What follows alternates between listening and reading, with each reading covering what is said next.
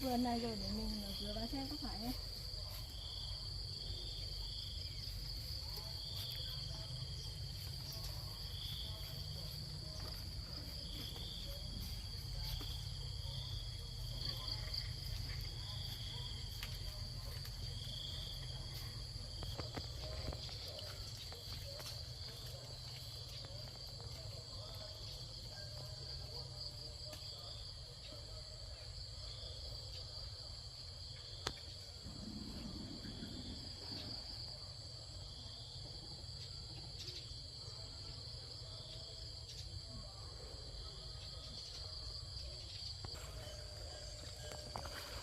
Vườn rau đây rồi, để mình để cuối đây mình mới cắt mới được.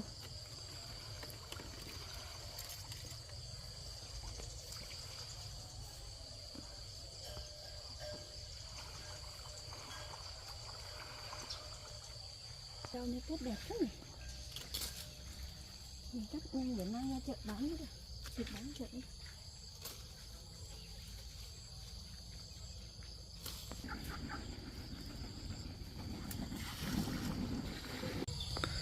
Mình cắt rau để đem ra chợ bán, mai ra còn gặp anh Phong.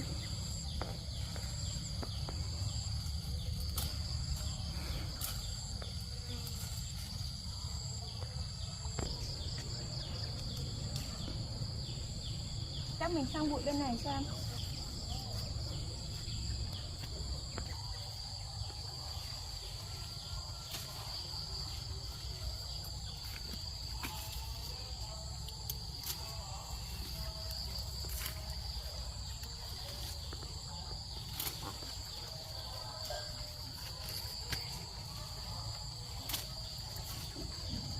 Mình cái này để vào cùi trước rồi mình xuống cắt tiếp với được.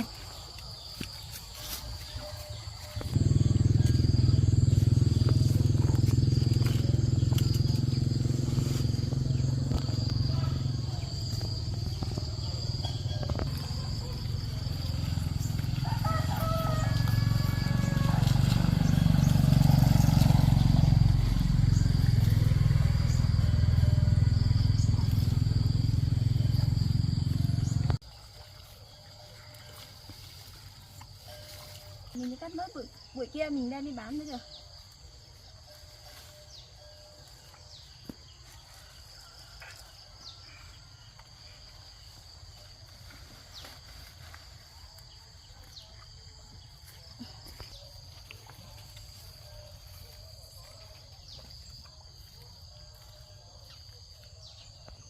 Mình cắt lấy thêm một đám rồi cho mình đi bó bán được, mình cũng cắt được nhiều rồi.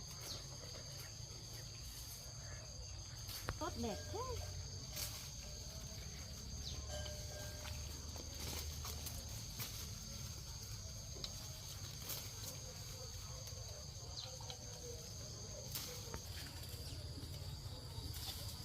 Chắc mình cắt một ngày thôi cũng đủ rồi, mình đem vào vùi để đi bó với được.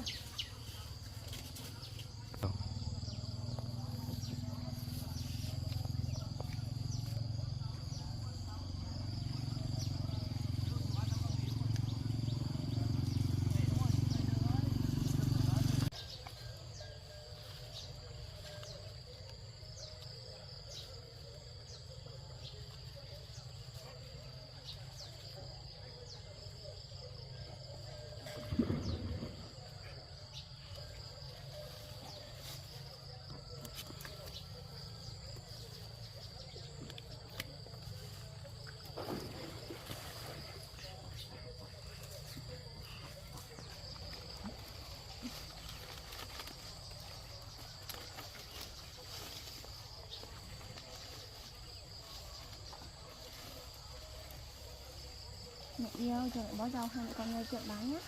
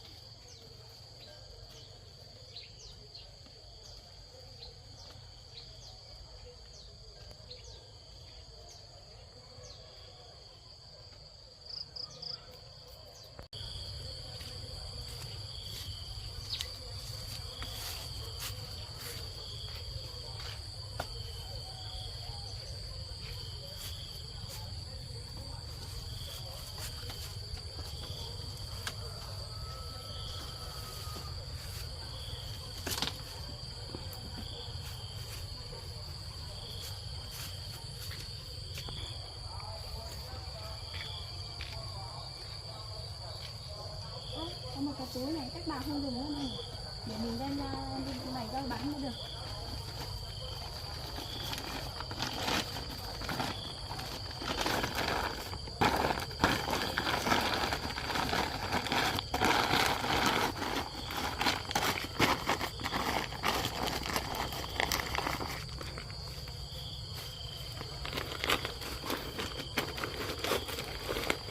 Để mình điệu lại con để vùi rau đi bán mới được.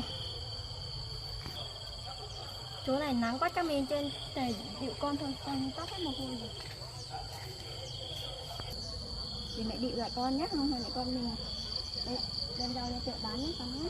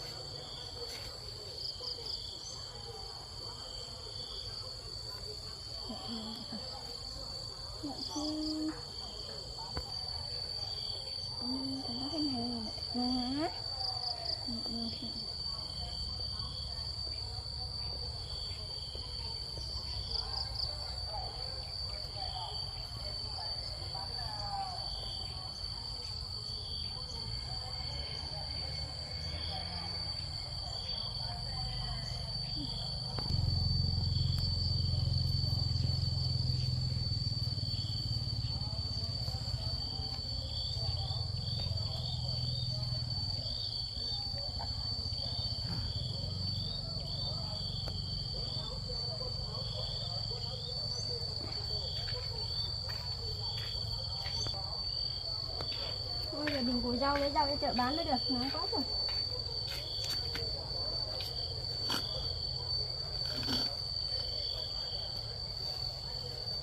Còn đi xem mẹ nắng đâu.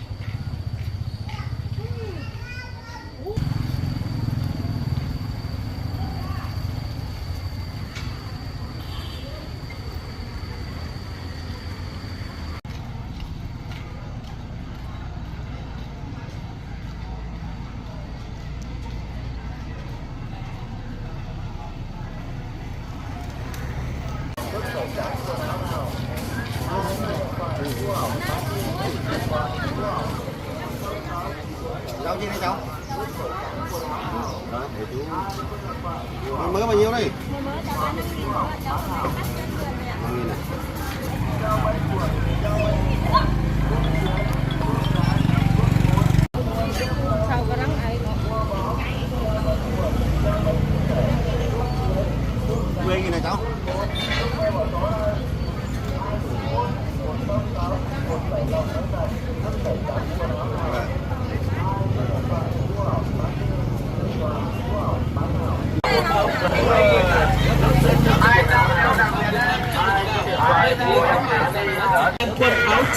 Quần áo trẻ em 20.000 đồng một bộ chỉ có 20.000. Quần áo trẻ em 100% cotton, hàng Việt Nam chất lượng cao. Đây thanh lý. Bón rau cháu ơi. Bón rau cháu ơi. Mới 5.000 à? Ê, 2 mớ bác.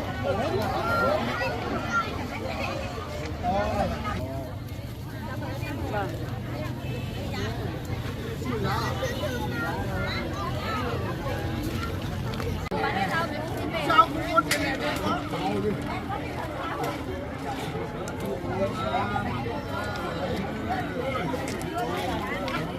Ngại chưa về đâu.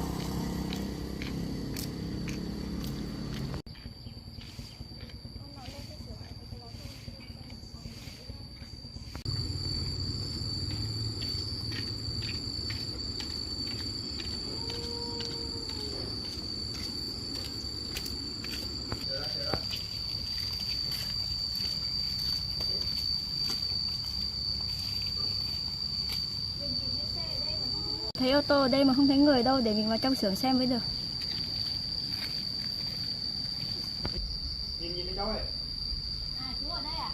Vâng, vào đây cháu.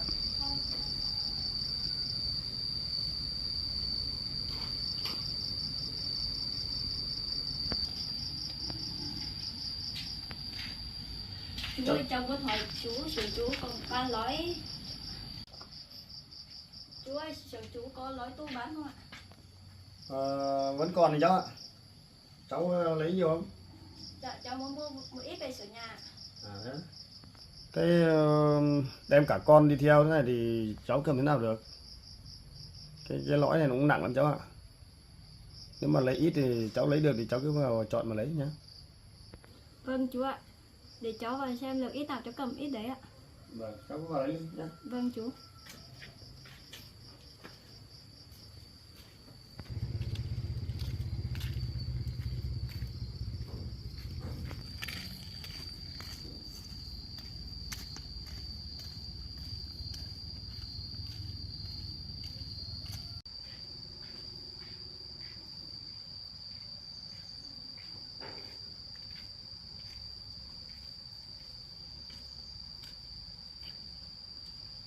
Cây của bác có nhiều này, để mình chọn. Cây nặng này chắc mình cũng không lấy được nhiều đâu. Mình lấy một ít về sửa nhà trước, hôm nào thiếu mình ra lấy thêm mới được.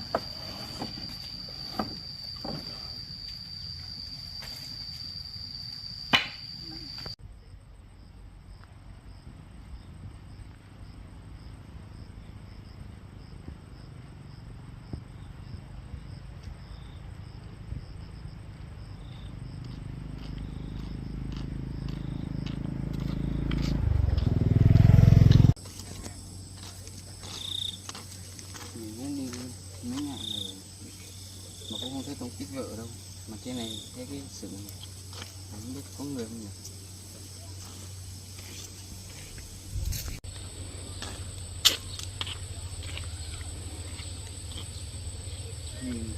Cái này rậm rạp, cái này chắc không có người hoạt động đâu, các vợ mình không ở đây đâu, tôi mình đi tìm vợ mình cho khác cái gì.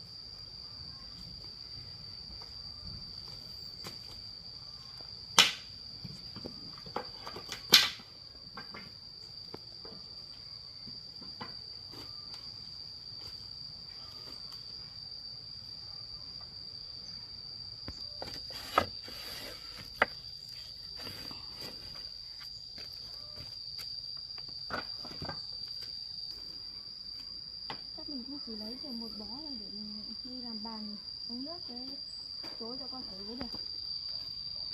Chắc mình lấy đi một bó để làm chỗ cho con ở với được.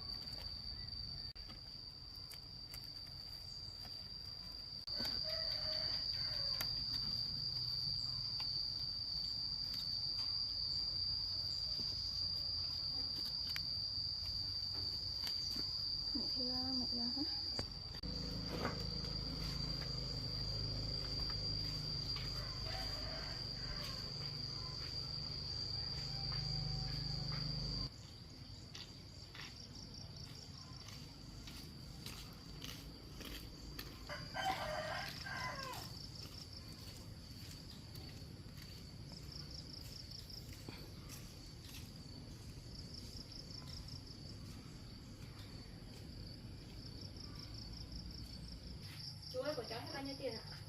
Cháu lấy mặt nào nhỉ? Cháu lấy một bó ạ chú ạ. Lấy một bó này. Lấy một bó thế chú không lấy tiền rồi cháu ạ. Vâng, cháu cảm ơn chú ạ. Cháu cứ lấy về dùng nhé. Vâng ạ. Mà hai mẹ con thế này đi kiểu gì được? Nhà kia Vâng, để chú ra hộ cháu nhắc cái gì đấy. là kia để chú hộ tí.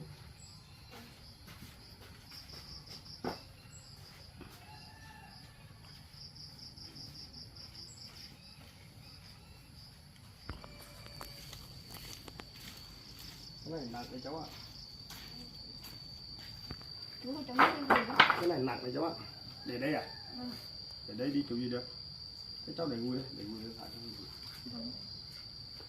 Hai mẹ con đi cái này về là đi xa này nặng lắm cháu ạ. Chú có đây cháu xin cái một bên trên. Chắc phải buộc vào mới được.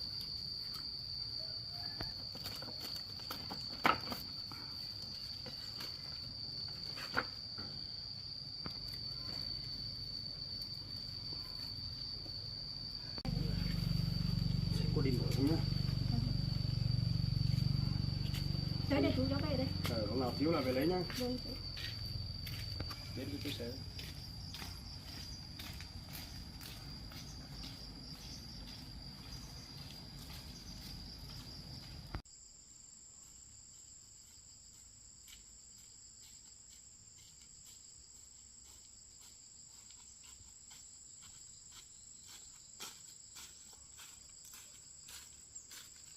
Cuối cùng hai mẹ con mình cũng về đến nhà rồi.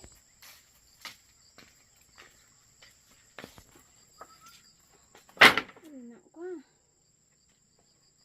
Chắc giờ này mình đặt con xuống dưới rồi mình nhóm bếp nấu cơm bây giờ.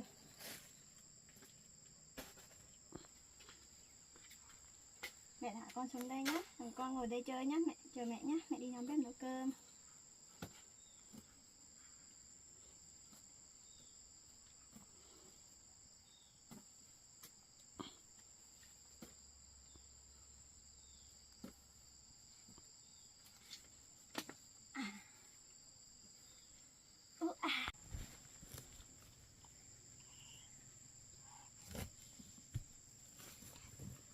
Chơi nhá, thì mẹ nhóm bếp nấu cơm nhá.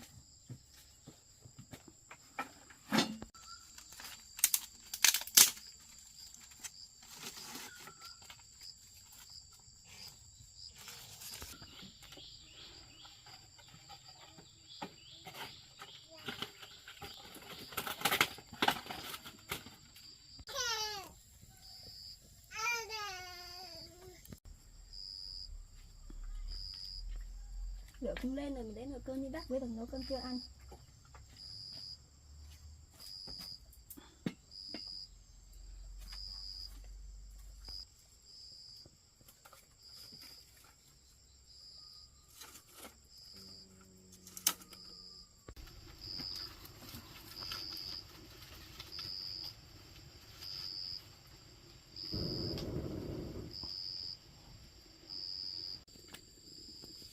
Nồi cơm cũng sôi mình đảo mình nhấc lên xuống.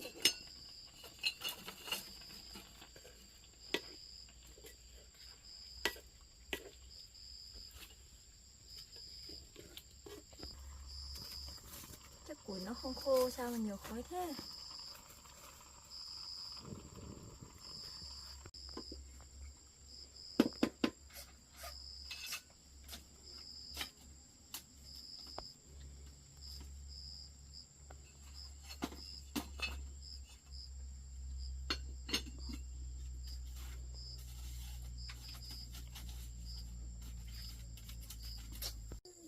Chắc nồi cơm sắp chín rồi, mình đi nhặt rau về nấu canh ăn trưa bây giờ.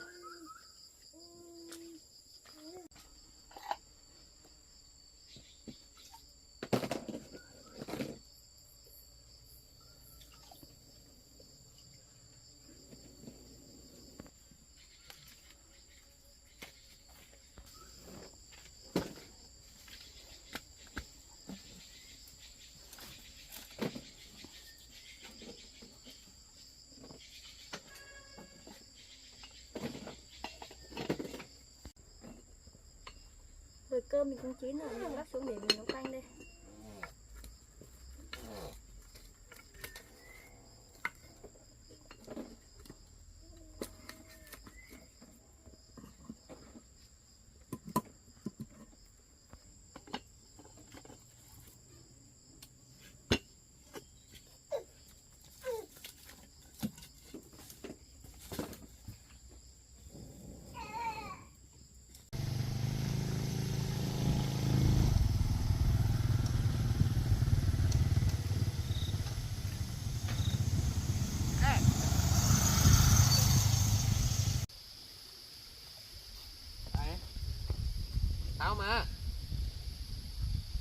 rồi, tìm được vợ chưa? Chưa. Trước thấy mày hoành tráng ấy mà, đi trộm cắp giỏi lắm mà.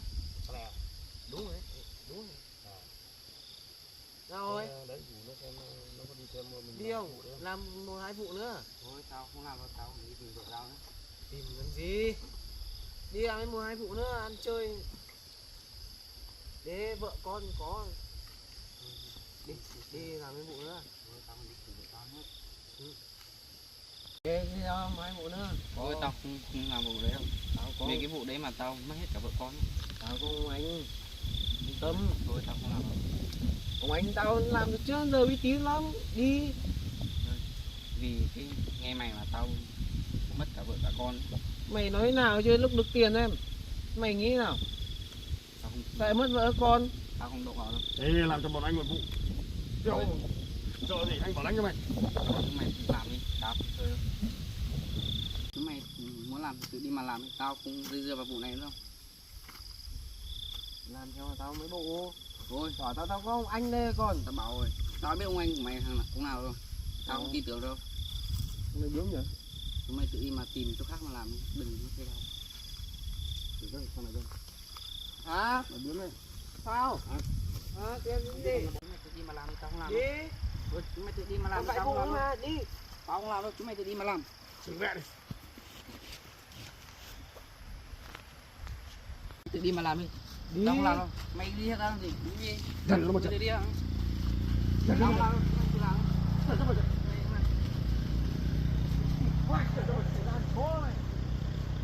Mày ngang với à?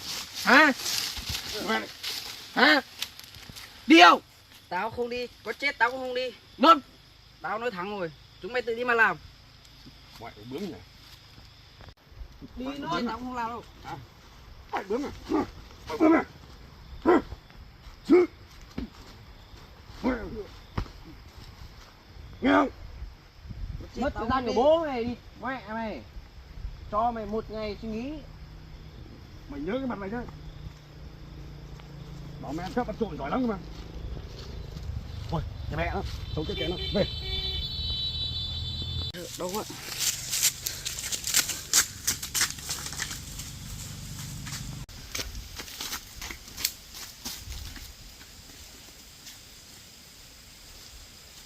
Mẹ chúng mày, hôm nay mà tao không mà nghĩ đến vợ con tao thì chúng mày xong đời với tao rồi.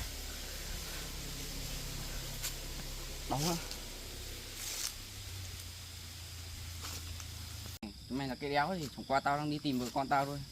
Chứ loại tầm chúng mày đánh phát một.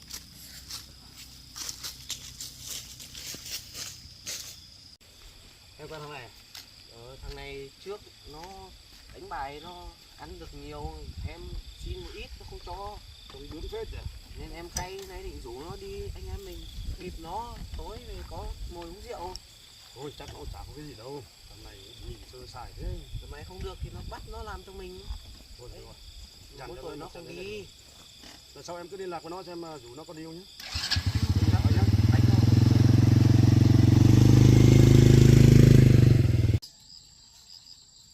Cơm canh cũng chín rồi. Hôm mình sắp mâm ra ăn cơm.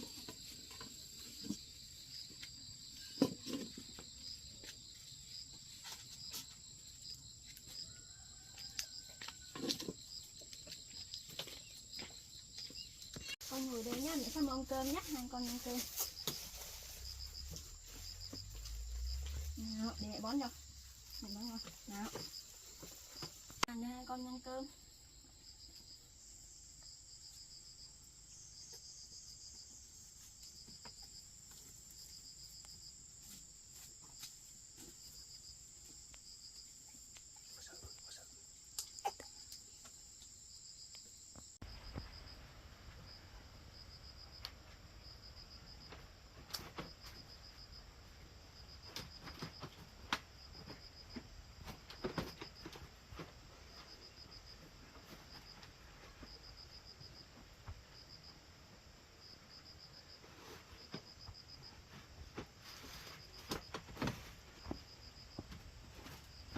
Con đói lắm rồi, để mẹ bón cơm cho con ăn nhá.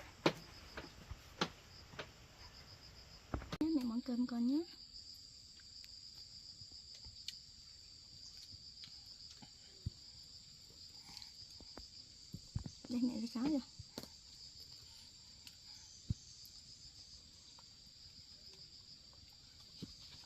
Con cầm như thế nhé để bón con nhá.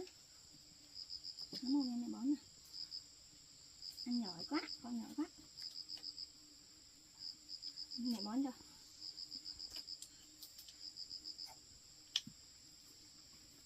Nào, mẹ bón cơm con.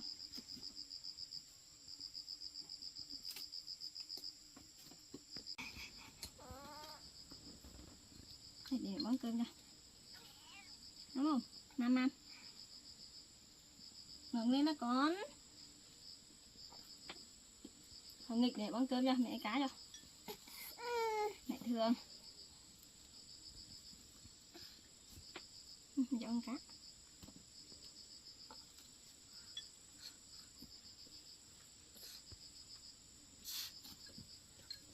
Nó mồm chân nhé.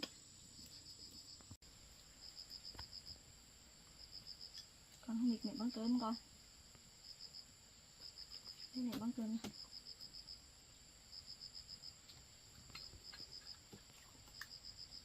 Mình ăn cơm trưa xong mình nghỉ một chút mới được. Rồi chiều mình dậy mình chuyển sang lại chỗ để đồ đạc mới được. Không nghịch con. Mẹ bón cơm con.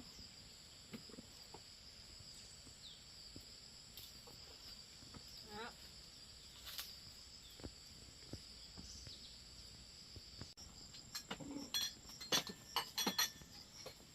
Con ngồi trong ngay chờ mẹ nhé, để mẹ đi dọn bát đũa nhé.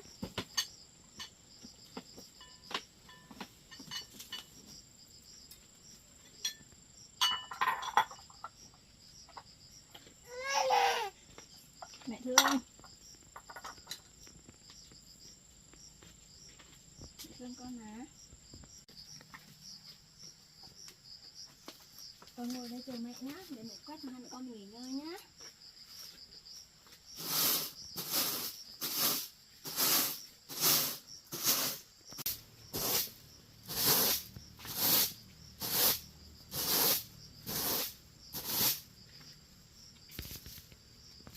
Con buồn ngủ nhá, để mẹ cho con ngủ nhá. Con xinh nữa. Mẹ con ngủ nhá.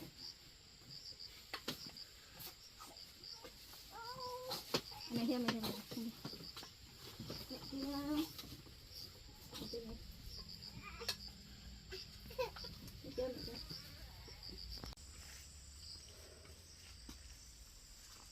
Bây giờ con muốn ngủ rồi, mình tranh thủ đi làm dọn bát mới được.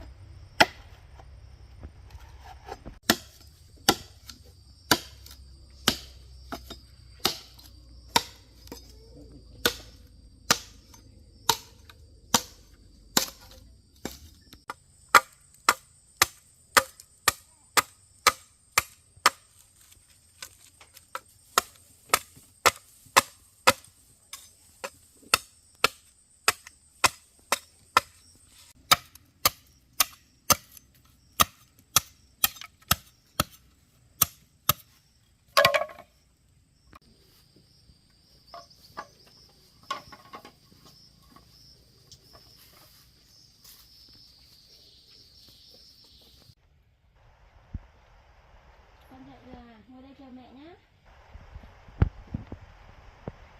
Chắc mình làm cháu này thôi, cái cây nó dọn đồ được.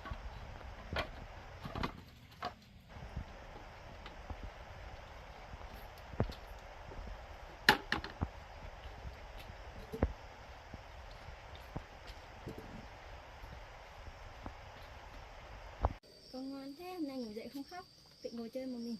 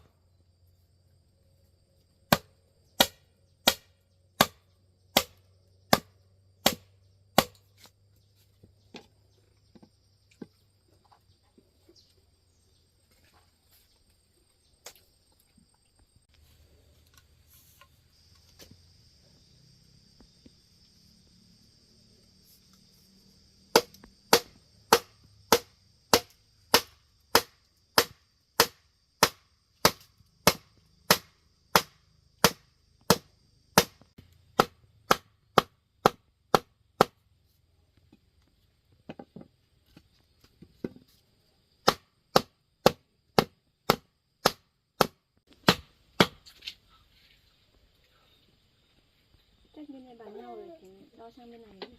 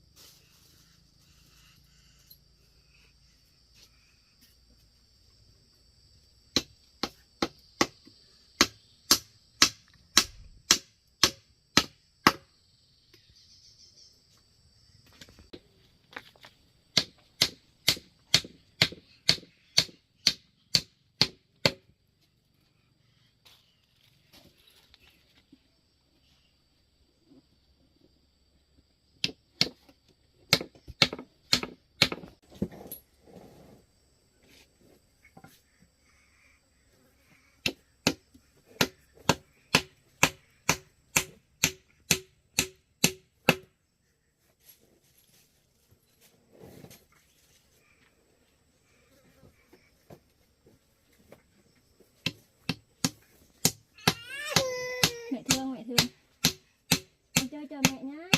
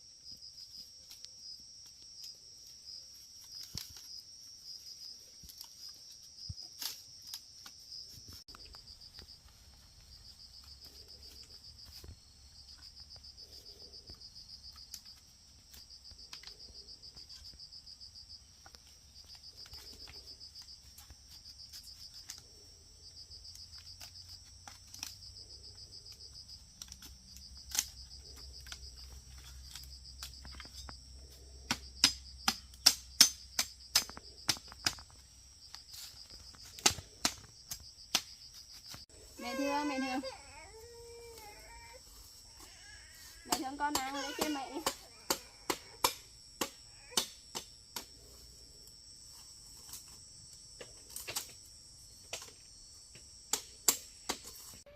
Mẹ xong bây giờ con thôi cho mẹ xíu.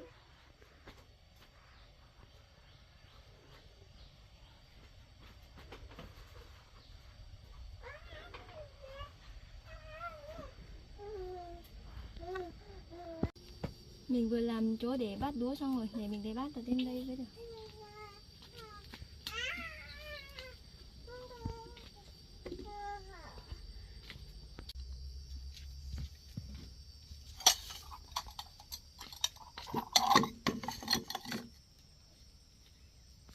Mình làm xong chỗ để bát rồi, mình đi làm chỗ để cho con ở với được.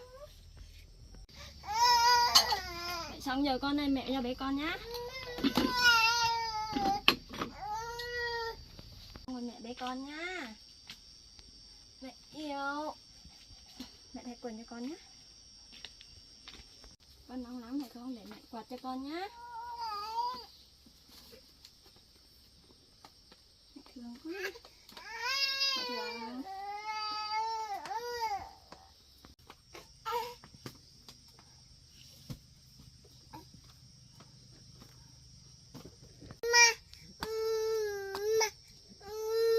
Sao con ngồi đây chơi nhé, mẹ làm chỗ ở cho con nhé.